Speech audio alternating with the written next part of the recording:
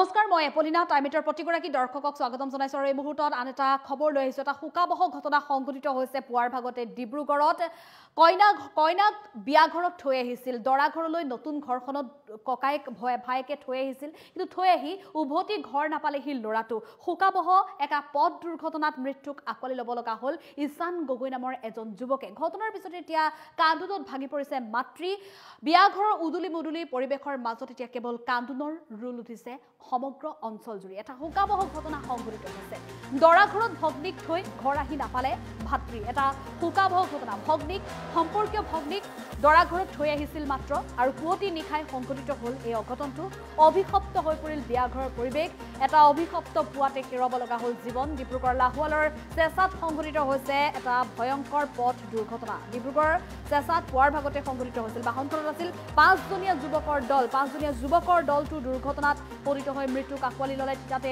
নিহত হৈছে ভাতৃ ঈশান গগৈ বিয়া ঘৰৰ উদুলি মুদুলি পৰিৱেশৰ বিপৰীতে এতিয়া কেৱল কান্দোনৰ ৰোল উঠিছে গুৰুতৰভাৱে আহত একেটা পৰিয়ালৰে আন 4জনকৈ যুৱক 5জনকৈ যুৱক যিহেতু আহি আছিল বাহনখনত প্ৰতি নিশা ঘন কুঁৱলীৰ মাজত দলঙৰ পৰা নৈৰ বুকুত সোমাল অভিশপ্ত বাহনখন আটাইৰে ঘৰ টেঙাখাটৰ তামুলী খাটৰ পৰা নিজৰ ভগ্নিক নতুন ঘৰ এখনলৈ উলিয়াই দিছিল আৰু কইনাক দৰা ঘৰত থৈ উভতি আহিছিল সংকটজনক অৱস্থাত AMCHত প্ৰেৰণ ত্ৰিদীপ গগৈ লাটু গগৈ অক্ষিৰাজ গগৈ আৰু বিপ্লৱ গগৈ 5জন ভাতৃ একেলগে গৈ আছিল আৰু একেলগে কইনাক দৰা ঘৰত থৈ উভতি আহিছিল দুৰ্ঘটনাগ্ৰস্ত বাহনখনৰ নম্বৰ AS06AK8716 সমগ্ৰ ঘটনাৰ পিছতে এতিয়া কান্দোনত ভাগি পৰিছে মাতৃ ঈশান গগৈৰ মাতৃৰ হিয়া ভঙা কান্দোন দুৰ্ঘটনাক কেন্দ্ৰ কৰি সমগ্ৰ অঞ্চল জুৰি শোকৰ ছাঁ এটা হুকাবহ ঘটনা সংঘটিত হৈছে পুৱাৰ ভাগতে ডিব্ৰুগড় চেঁচা দলঙত পুৱতি নিশা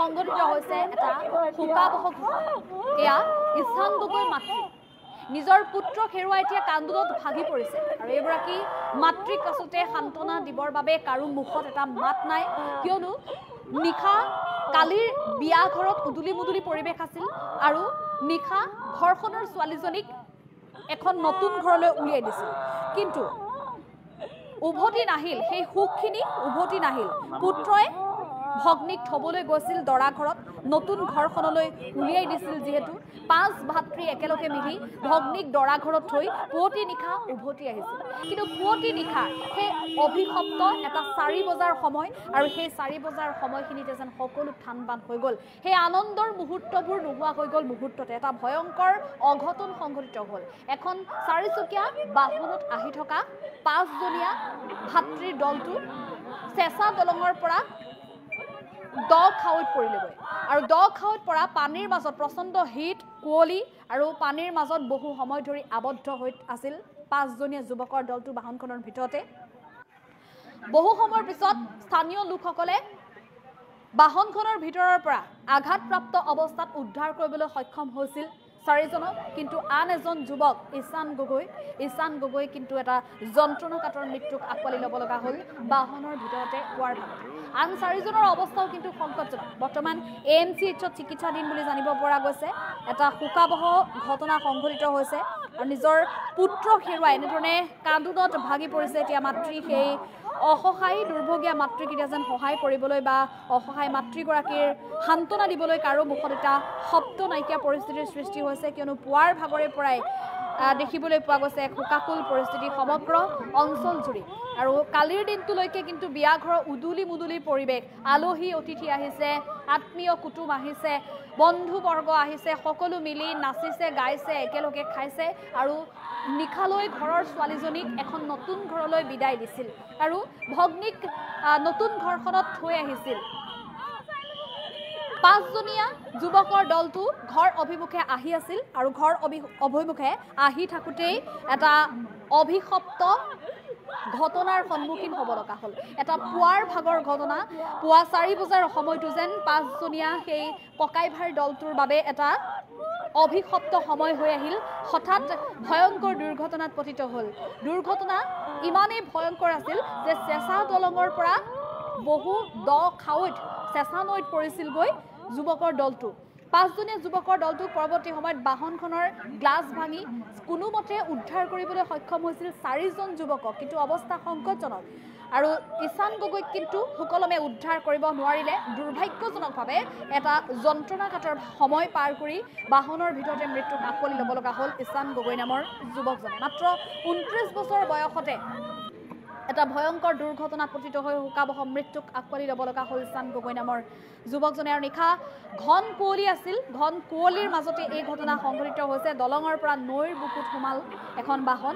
সংকটজনক অৱস্থাত বৰ্তমানো AMCHত চিকিৎসাধীন হৈ আছে ত্ৰিদীপ গগৈ, লাটু গগৈ, অকিৰাজ গগৈ আৰু বিপ্লৱ গগৈ। দুৰ্ঘটনাগ্ৰস্ত বাহনখনৰ নম্বৰ AS 06AK8716। সমগ্ৰ অঞ্চলজুৰি এতিয়া শোকৰ ছাঁ পৰিছে। প্ৰত্যেকগৰাকী ব্যক্তিৰ চকুত চকুপানী দেখিবলৈ পোৱা গৈছে, কিয়নো কালিলৈকে উদুলি মুদুলি পৰিৱেশ আৰু আজি ঘৰখনৰ ল'ৰাটো নাই। আৰু মাতৃয়ে কি ধৰণে মানি লয়, নিজৰ যিটো ভগ্নীক নতুন ঘৰখনত থৈ আহিবলৈ পুত্ৰ ওলাই গৈছিল, কিন্তু তেনে অৱস্থাত এনে এটা যে শোকৰ খবৰ আহিব পাৰে, এনে এটা যে ভয়ংকৰ ঘটনা সংঘটিত হ'ব পাৰে, সেয়া হয়তো কেতিয়াও কল্পনা কৰা নাছিল। কিন্তু তেনে এটা অনাকাংক্ষিত ঘটনা সংঘটিত হৈ গ'ল, আৰু যাৰ বাবে ঘৰখনৰ ল'ৰাটো কালিলৈকে মা ভাত দিয়া বুলি খুজি খোৱা ল'ৰাটো আজিৰে পৰা আৰু মাকক ভাত খুজি নাখায়, আজিৰে পৰা ক'ৰবাৰ পৰা আহি পদূলিৰ পৰা চিঞৰি নাযায় মা বুলি। কিমান এটা দুখৰ খবৰ হ'ব লাগিব। হৃদয় বিদাৰক এটা ঘটনা সংঘটিত হৈছে। ভাগি পৰিছে এতিয়া মাতৃ, কান্দোনত ভাগি পৰিছে মাতৃৰ হিয়া ভঙা বিননি আচলতে প্ৰত্যেকগৰাকী ব্যক্তিৰ বুকু কঁপাই তুলিছে আজি এই পুৱাৰ ভাগৰ এই ঘটনাৰ পিছতে। ডিব্ৰুগড়ৰ চেঁচা নদীত সংঘটিত হৈছে এই ভয়ংকৰ ঘটনা। নিজৰ ভগ্নীক, সম্পৰ্কীয় ভগ্নীক নতুন ঘৰখনলৈ বিদায় দিছিল আৰু একেলগে ভগ্নীক নতুন ঘৰখনত থৈও আহিছিল, কিন্তু তাৰ পিছতে ঘৰলৈ উভতি আহিছিল। ঘৰ পাবলৈ মাত্ৰ কিছু দূৰ বাকী থাকোঁতেই এই অঘটনটো সংঘটিত হ'ল, আৰু এই অঘটনটোতে শোকাবহভাৱে মৃত্যুক আঁকোৱালি ল'ব লগা হ'ল ঈশান গগৈ নামৰ এই যুৱকজনে। সমগ্ৰ ঘটনাৰ শিহৰণকাৰী বৰ্ণনা দিছে। এফালে যিসকল লোক আছে তাত প্ৰত্যক্ষদৰ্শী আছে, তেওঁলোকে বৰ্ণনা দিছে কি সময়ৰ যন্ত্ৰণাঘাতৰে সময়ৰ সন্মুখীন হ'ব লগা হৈছে। বৰ্তমান যিকেইজন চিকিৎসালয়ত বৰ্তমান ভৰ্তি হৈ আছে AMCHত, তেওঁলোকৰ অৱস্থা কেনেকুৱা সেই সন্দৰ্ভতো মন্তব্য কৰিছে। আৰু এফালে পৰিস্থিতি খুবেই অবৰ্ণনীয় এক পৰিস্থিতিৰ সৃষ্টি হোৱা পৰিলক্ষিত হৈছে, কিয়নো সকলোৱে এতিয়া কান্দোনত ভাগি পৰিছে। ঘৰখনৰ ল'ৰাটো আৰু কোনোদিনেই যে ঘৰলৈ উভতি নাহে, মাতৃক আৰু কেতিয়াও যে মা বুলি ক'বলৈ ঈশান গগৈ আৰু নাই, সেয়া হয়তো কোনেও সহিব পৰা নাই, কোনেও মানি ল'ব পৰা নাই, যাৰ বাবে আজি এনেধৰণে এক শোকাকুল পৰিৱেশে বিৰাজ কৰা পৰিলক্ষিত হৈছে। এই পথছোৱা হৈছে আমাৰ লাহোৱাল জয়পুৰ পথছোৱা। ইয়াত আচলতে এইটো ঘটনাই নহয়, এতিয়ালৈকে 6টামান ঘটনা হ'ল। আৰু আজি যিটো ঘটনা হ'ল ৰাতি 3টা বজাত, পুৱতি নিশা 3টা বজাত এই ঘটনাটো হৈছে। এইটো টেঙাখাট তামুলীখাটৰ পৰা লাহোৱাল বকুল মাজগাঁৱত তেখেতৰ ভগ্নী বিয়া দিছে, বৰযাত্ৰী খাবলৈ গৈছিলে। তেখেতে ভগ্নীকক থ'বলৈ গৈছিলে, বিয়া খাবলৈ গৈছিলে দৰাঘৰৰ পৰা আহোঁতে তেখেতলোক 5জন ইয়াত যুৱক আছিলে, মানে 22-23 বছৰৰ ল'ৰা। 4জন ল'ৰা খিৰিকী দৰ্জা ভাঙি কোনোমতে তেখেতলোকৰ জীৱনটো প্ৰাণ ৰক্ষা কৰিলে। বামলৈ অহাৰ পিছত তেখেতলোকক লাহোৱাল পুলিচ প্ৰশাসনে মেডিকেল কলেজলৈ, ডিব্ৰুগড় মেডিকেল কলেজলৈ প্ৰেৰণা কৰিলে। তেখেতলোকেও অলপ দুখ পাইছে। আমি স্থানীয় ৰাইজ সকলো ওলাই আহিলোঁ। এইটো প্ৰায় 6টা 6:30 বজাত চব ওলাই আহি আমি গাড়ীখন ৰছীয়ে টানিলোঁ। টানি মেলি দেখিলোঁ গাড়ীখনত এজন যুৱক অৱস্থাত আছে। যুৱকজন টেঙাখাট তামুলীখাটৰ ঈশান গগৈ ওৰফে বুবু গগৈ বুলি জানিব পৰা গৈছে। মই এটা কথা ক'ব বিচাৰোঁ, এইটো অকল ঠিকাদাৰ গাফিলতিৰ কাৰণে হৈছে। কাৰণ ৰাস্তাটো বনাইছে, এইটো লাহোৱাল জয়পুৰ ৰাস্তাটো বনাইছে, আমাৰ কোনো আপত্তি নাই। তেখেতে যিমতে প্ৰটেকশ্যন সুৰক্ষিত দিব লাগিছিলে দিয়া নাই, চিহ্নবিলাক নাই। এখন সৰু দলংখনত প্ৰটেকশ্যন দিব লাগে, বেৰিকেড দিব লাগে, এইবিলাক নাই, চিহ্নবিলাক নাই।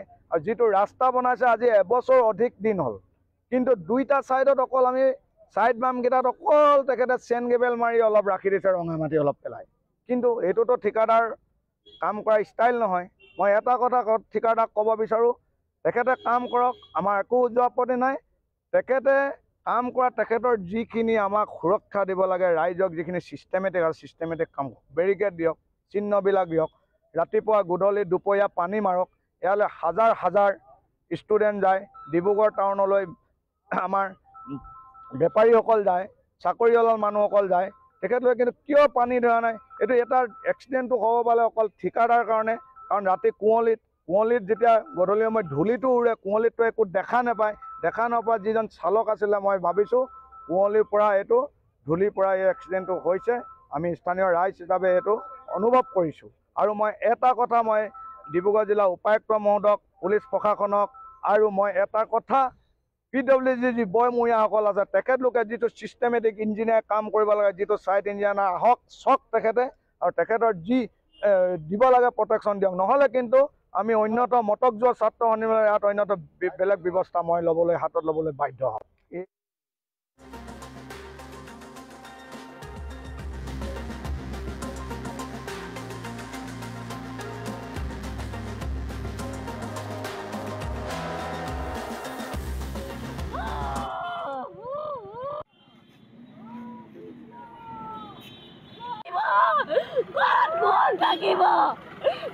কোন থাকিব এতিয়া কোন থাকিব এতিয়া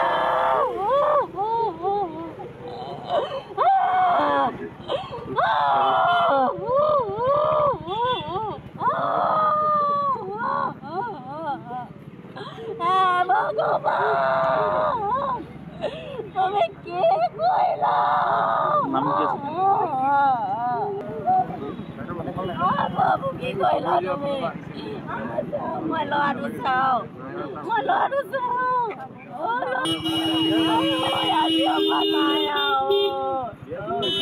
ইমান মাতিবলৈ আহিব নাই,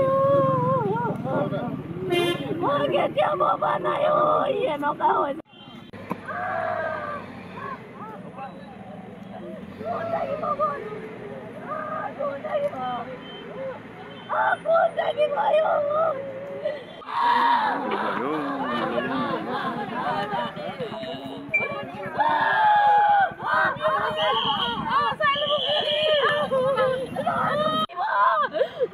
কোন থাকিব এতিয়া?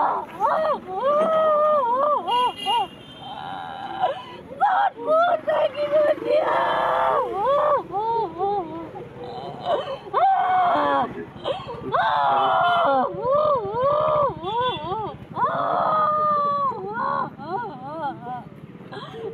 ভগৱান তুমি কি কৰিলা? বাবু কি কৰিলা?